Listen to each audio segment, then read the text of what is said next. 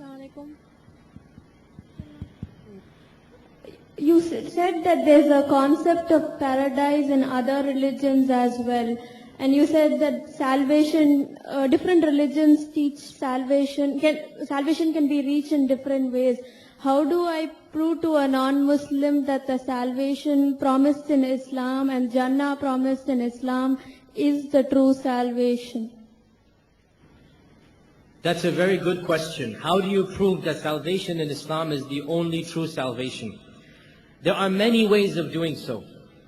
You can start off by talking about the concept of Tawheed, La ilaha illallah, and explain that no other religion has such a simple and beautiful theological summary.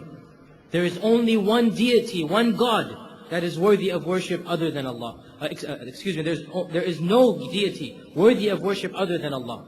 This is a belief that is so simple, and yet no other group holds it. Another way is that if you look at salvation, for example, in Christianity, salvation is based upon God's sacrificing His own Son. Nothing you have done.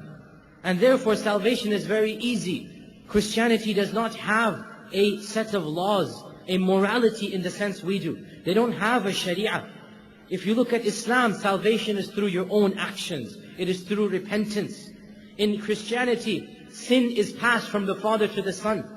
Because Adam a.s. committed one sin, all of us are sinful. In Islam, every single human being bears his own sins and his own good. So you talk to them rationally. You talk to them about the concept of Tawheed, about the concept of Akhirah, about the concept of prophethood. And you explain to them what is our basic teachings. And also the fact that the only logical way of salvation should be through your own life, should be through your own actions.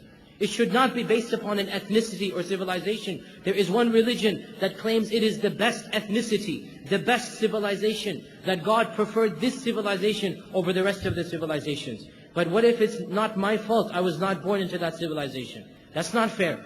Another religion says God sent His only Son to be sacrificed for the sins of another. But this doesn't make any sense. Why would God need to do this? He is God. Why would God need to do anything like that, to send His own Son and kill His own Son and resurrect His own Son? And then can God have a son? And what is the meaning of God having a son? So nothing is logical, nothing is rational except for the salvation of Islam.